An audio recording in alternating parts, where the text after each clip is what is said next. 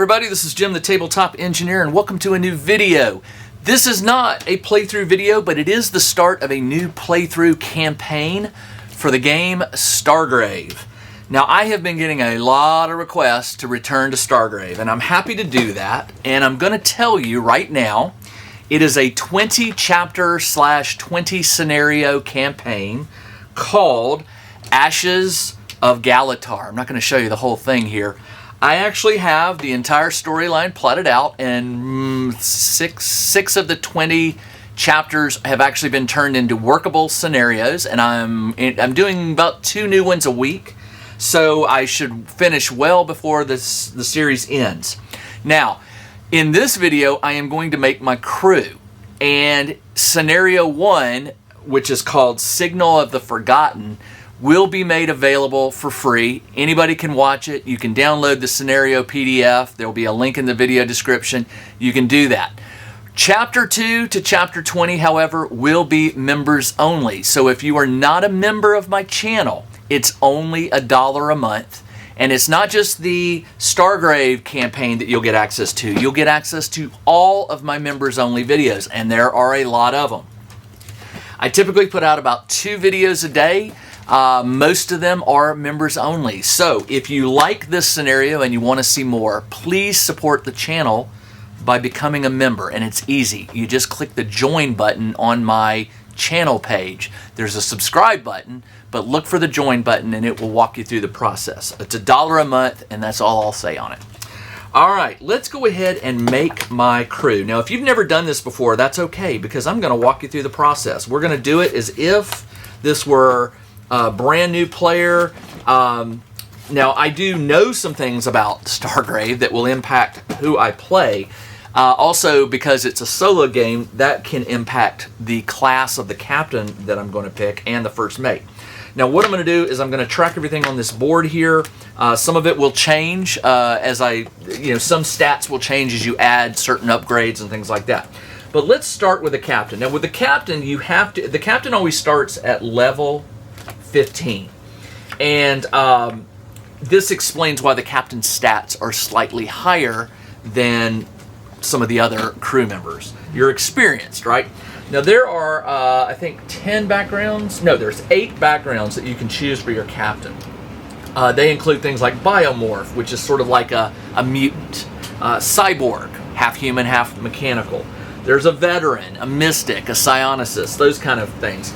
I would like to have a cyborg captain. I'm gonna pick for his background is cyborg, and the cyborg has certain stat modifiers. Now, before we get to the stat modifiers, let me go ahead and write in the basic stats of the captain, and that will help me when it comes time to do the modifications. So the captain's basic move is 6, the fight is +3, shoot is +2, armor is 9, will is +3, and health is 16. Alright, my captain's name, I haven't got that yet. I will get that made for you.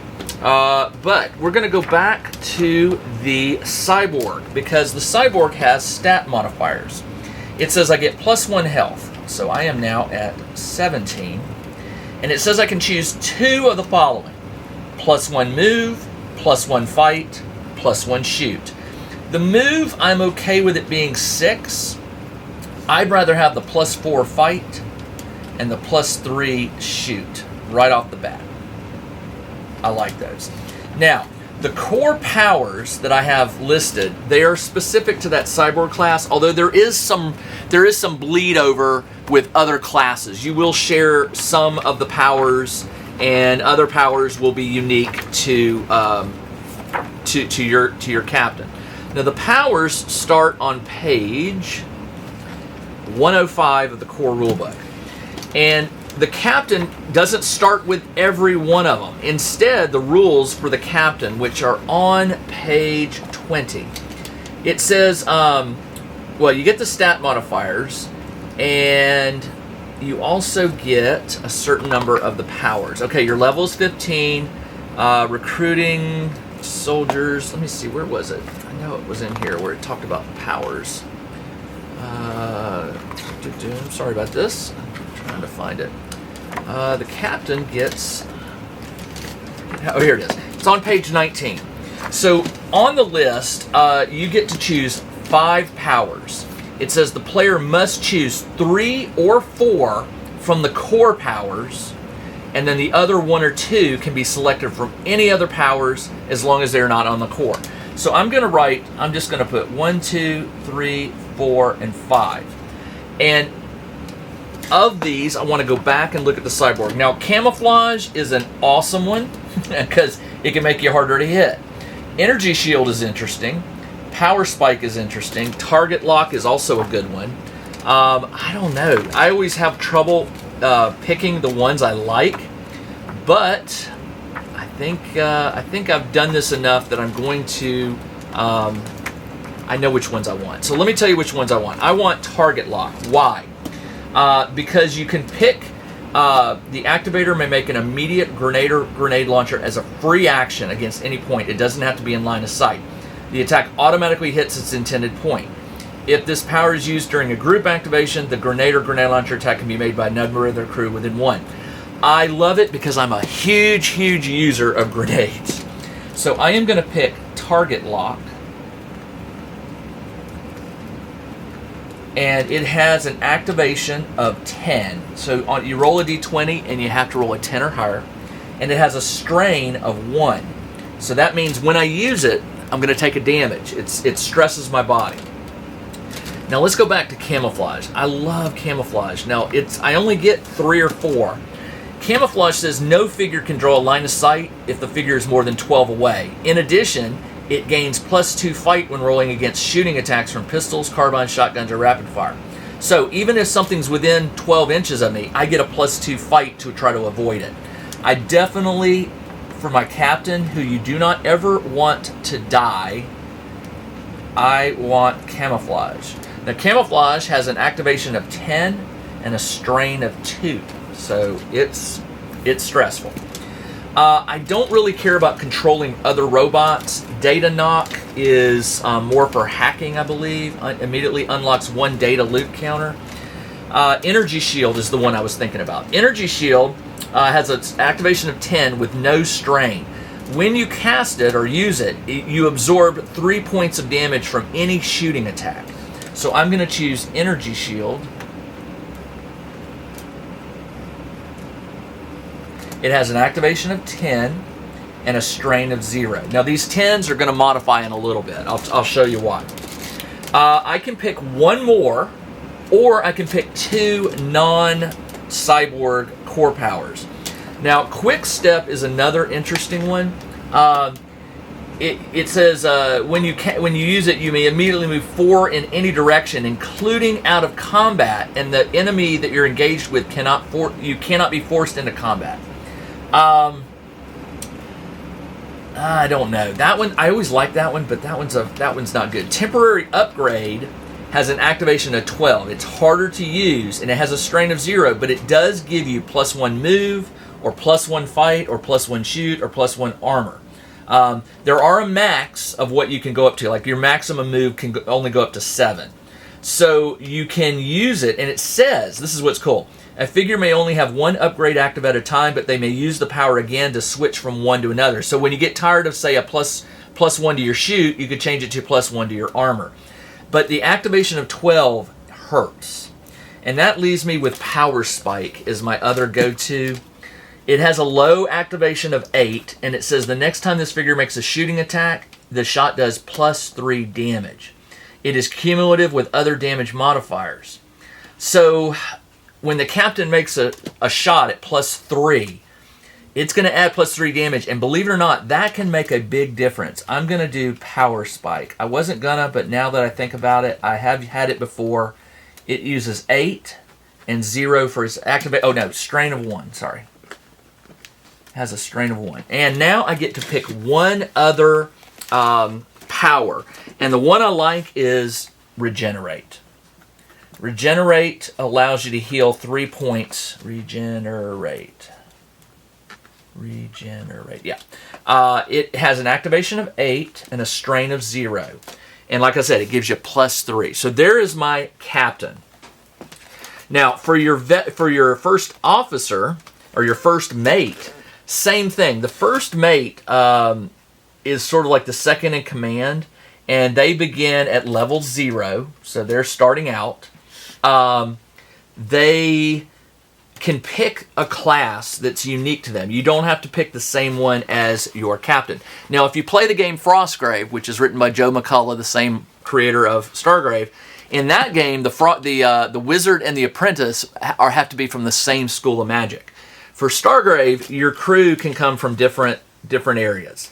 So before we forget on our captain here, after we choose the powers, it says if you choose a power that's not one of your core powers, the activation number was +2. So it actually goes up to 10 for regenerate.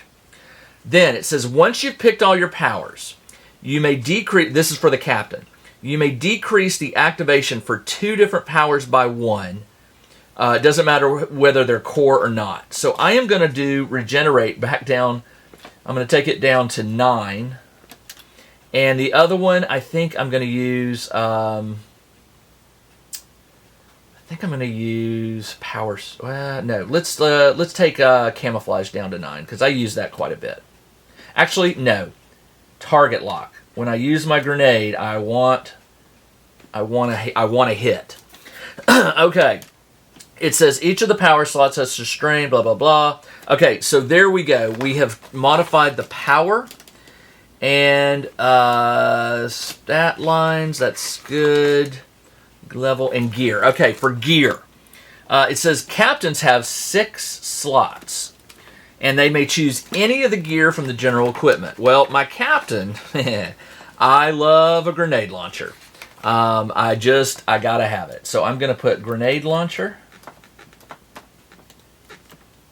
And when you carry a grenade launcher, it's assumed that you can pick between smoke and fragmentation grenade, depending on, you can switch back and forth. It says a figure carrying a grenade launcher counts as carrying both types of grenades. All right.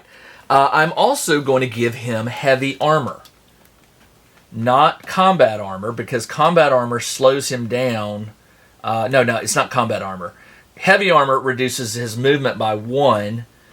Combat armor does not, but you have to pay 50 credits every time you send your combat armor into play, which I am not against. I am going to give him combat armor, which means I'm already down 50 credits. But what is it going to do? It's going to raise my armor by 4, so it goes up to 13. Much harder to hit my captain. It says a figure wearing it gets +4. It takes up 2 gear slots, which I'm not really worried about that right now. A figure wearing combat armor counts as carrying a hand weapon, a pistol, and a filter mask. So it's a great thing to give your captain. I also tend to like to give it to my first mate, but not until I start getting some credits in where I can afford it. All right, let's go ahead and do the first mate. The first mate starts with stats of 6 for move, +2 for fight, +2 for shoot, 9 for armor, +2 for will, and 14 for health. For my first mate, I am going to use. I think I'm going to use Mystic. I've always wanted to do a Mystic. I'm going to do one. A Mystic. All right. The stat mods are +2 will, so his will is +4. And he gets +1 health, so his health goes up to 15. And then it says he gets one of the following. +1 to move, fight, or shoot. Well, his fight and shoot are both +2. I tend to keep them at range, so I'm going to increase the shoot to +3. And now for his powers. He has control animal, which never really has been one that I've wanted. I mean, it could come in handy because a lot of times you do encounter wandering monsters that are that do have that can be controlled. But I'll come back to that one. He also has dark energy. That's the one that I like. Dark Energy is a +5. If you activate it, and it requires a 10, you then do a +5 shooting attack against any target within 12. It's a great way to get a bonus to your shooting. So I will take that. Dark Energy is always a good one. And it is an activation of 10 and a strain of 1. All right, heal. This is another good one. I love using my Mystic to heal. He can heal up to 5 health on any of his allies. So heal is an activation of 10, no strain, and it gets +5, but you have to be within 6 inches of the target. Let's see. Life Leech. Life Leech will steal. The target makes an immediate will roll. If it fails, it loses 3 health, and the figure using the power gains 3. Kind of, heal should be good enough. That one has an activation of 10. So it can heal the first mate for 3 and steal 3 from an enemy, but I think heal is I don't want to take too many powers. Oh, by the way, the first mate gets a certain number of powers equal to, I think it's at 4. 4, and it says 2 or 3 can be selected from the core. So I'm gonna do. Let's see, what was the other one? Mystic Trance. I don't like that one. It has a low one. It's out of game. The figure may attempt to use one of the powers for initiative. No power that targets a point on the table can be used. Okay, never mind. Puppet Master can control. Choose one non-robot member of the crew that has been reduced to 0 health. It's like you bring them back and you can. It's kind of weird. I don't really like to use it. It has a high activation of 12. Suggestion and Void Blade. Okay, let's go to Void Blade because Suggestion's not my favorite. Void Blade, a figure must be carrying a hand weapon. The hand weapon becomes indestructible and it does +2 damage. In addition, the figure receives +3 fight when they are rolling against a shooting attack. So it's basically like a lightsaber. You can. I definitely like to use it. Void Blade. Now, Void Blade is an activation of 10 and a strain of 0. And you have to cast it before you get shot at. So you have to take an action to cast it on yourself. If the figure ever becomes stunned, the power is canceled. A figure with an active Void Blade cannot use any weapon that takes up more than 1 gear slot. So basically what it does is you can give your first mate a ranged weapon, but when they go in base-to-base contact, you really want them to be using a Void Blade. I don't know. That's a tough one. The other thing is if they're getting shot at, you have to have specified they got the Void Blade in their hand. Does not stack with cover. Yeah, I remember that. That's okay. I'm going to take that, and now for my 4th power, I am going to choose, because he's a mystic. His stuff mainly focuses on mental control. So what I want to do is give him something that benefits another player, which was Coordinated Fire. Yeah, Coordinated Fire. Target member gets +1 shoot for the duration of the game. Okay, yeah. So let's do that. Coordinated Fire. You try to give your first mate coordinated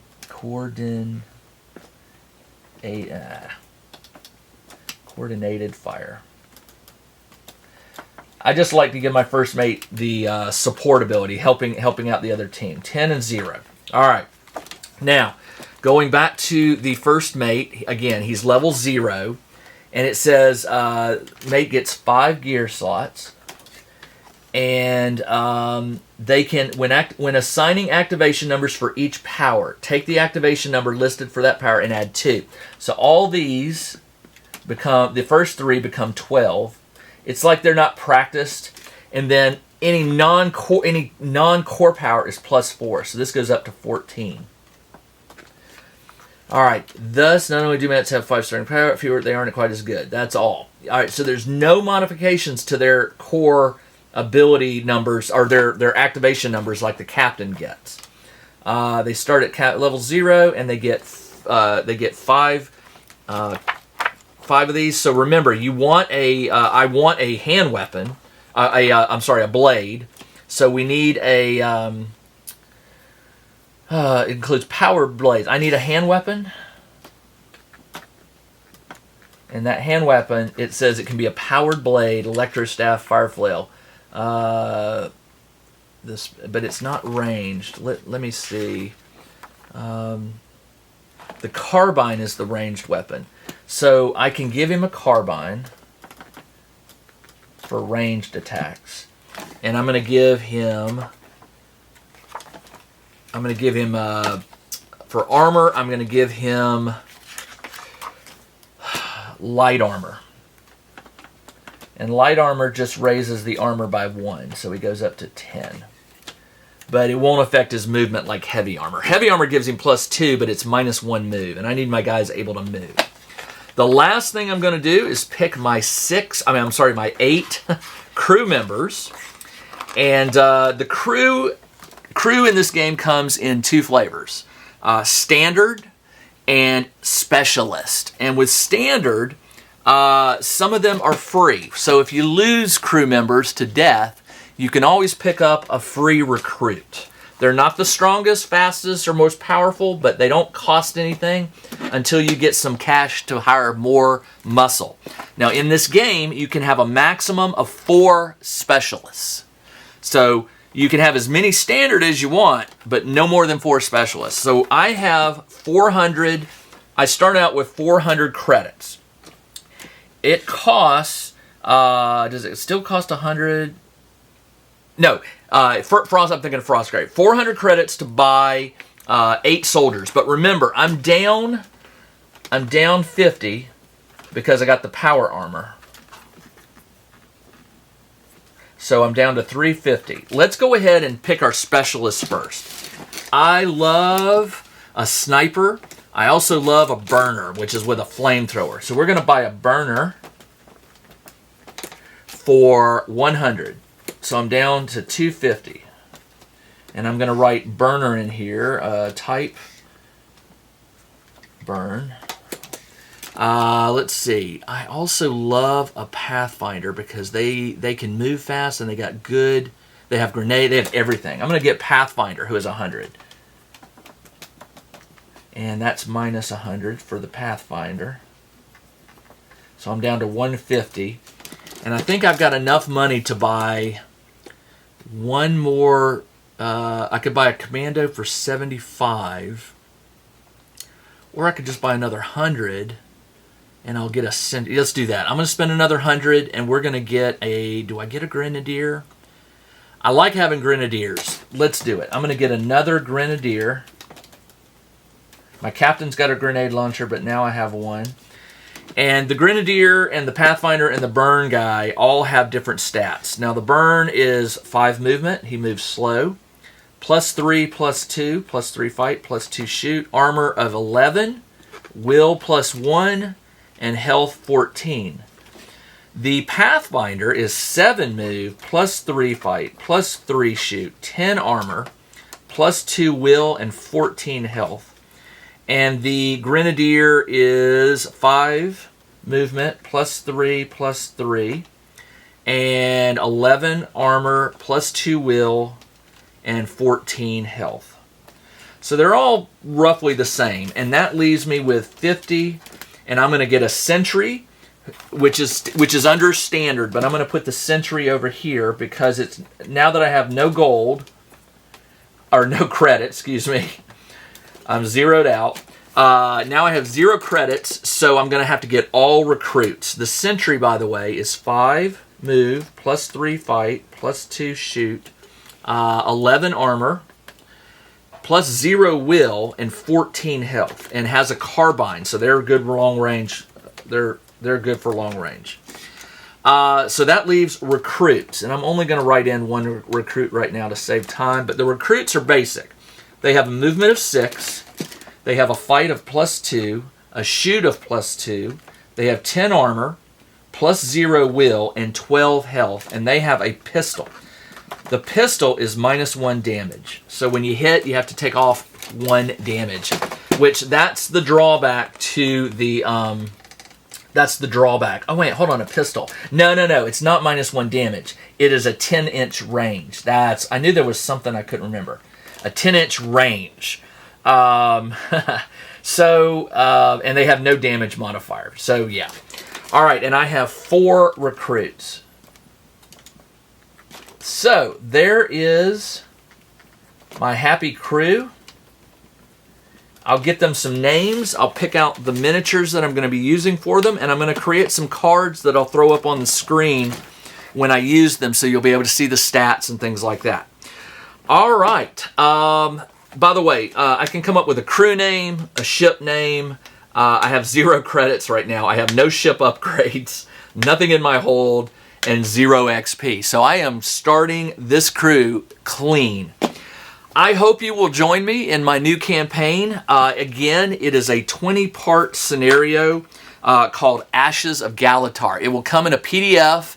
The first one is 3 pages.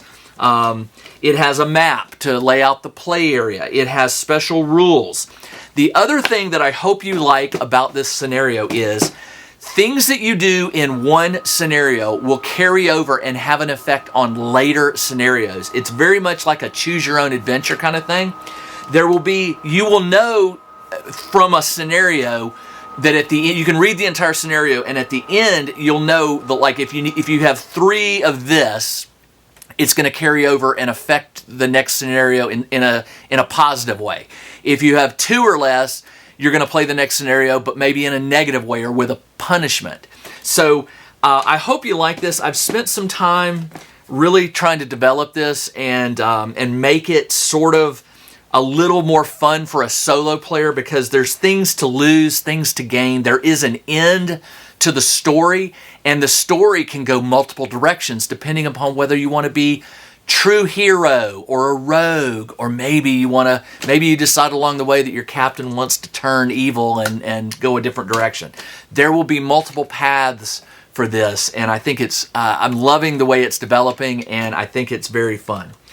All right, that's all I got. This is Jim the Tabletop Engineer. Thanks for joining me as I roll up my crew for Stargrave. Again, this video and the first scenario I will make available for free to the world. But after that, Chapter 2 to Chapter 20 will be for members only. So please join the channel as a member for just $1 a month, and you'll get access to all my members-only videos. All right, that's all I got. This is Jim the Tabletop Engineer. I'll see you in the next video. Everybody, take care.